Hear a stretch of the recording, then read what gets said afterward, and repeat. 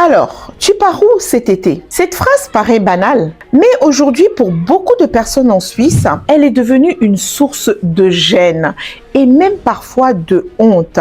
Pourquoi? Parce qu'on vit dans un pays où l'on suppose automatiquement que tout le monde peut voyager. Comme si partir en vacances était devenu une obligation sociale et comme si rester chez soi signifiait forcément avoir raté sa vie. Mais la réalité est tout autre. Alors, bienvenue dans mon royaume de transformation. Ici, la vérité n'est pas une arme, mais une clé. Et chaque clé te permet d'ouvrir une porte où chaque pas te ramène vers ton trône intérieur. Je suis la Queen Sissi, bienvenue sur ma chaîne YouTube.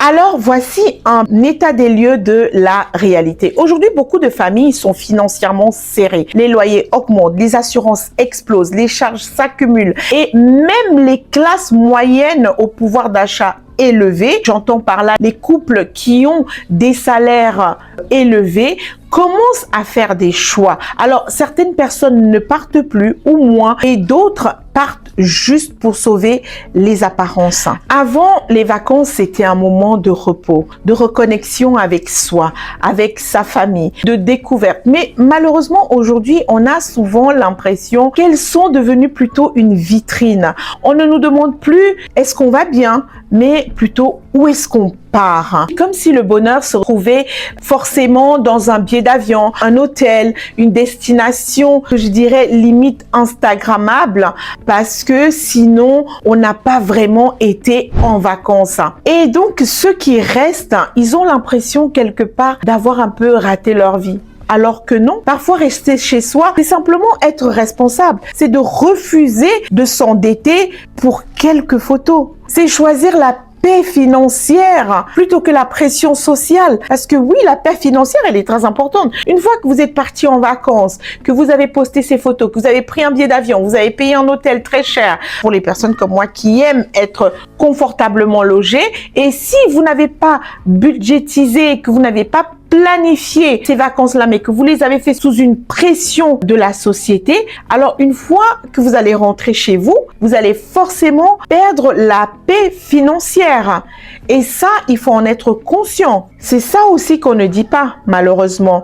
Oui, la Suisse donne une image de confort, mais beaucoup de foyers vivent avec un équilibre extrêmement tendu. Une facture imprévue, une perte d'emploi, une hausse de prime maladie, parce que ça nous arrive chaque année et tout peut basculer et les choses changent. Non, tout le monde ne peut pas partir à Bali, tout le monde ne peut pas partir à Dubaï, tout le monde ne peut pas partir aux Caraïbes et il faut arrêter de faire comme si c'était quelque chose de normal et comme si il fallait absolument rentrer dans cette norme-là parce que ce n'est pas la réalité. Et puis, honnêtement, notre routine, notre train-train quotidien nous a déconnectés finalement un peu comme ça de la réalité. On parle beaucoup de partir, mais très peu regardent ce qui se passe autour. On a des paysages magnifiques, on a des lacs, les montagnes, les forêts, des balades, des chemins pédestres qui sont juste magnifiques, des petites rivières, des petits cours d'eau qui vont nous permettre de nous reconnecter à nous-mêmes, de redécouvrir finalement comme ça notre environnement, celui qui nous permet de nous nourrir en fait finalement au quotidien.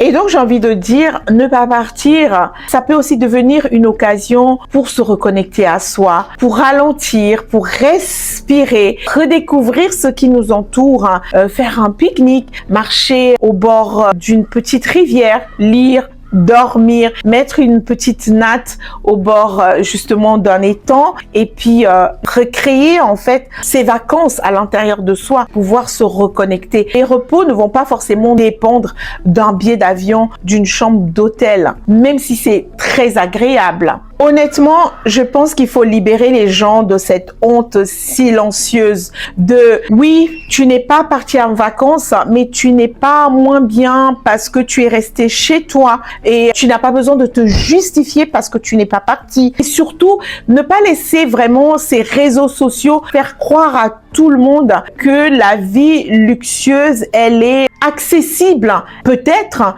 mais que tout le monde n'a pas accès. D'accord? Et ne pas laisser croire que l'aisance financière, elle est là pour tout le monde, parce que ce n'est pas la réalité. Beaucoup de gens souffrent financièrement en silence. Beaucoup de gens voyagent à crédit. Beaucoup de gens sourient, mais sont épuisés. Ça, il faut être conscient. Donc, si tu restes chez toi, reste avec dignité.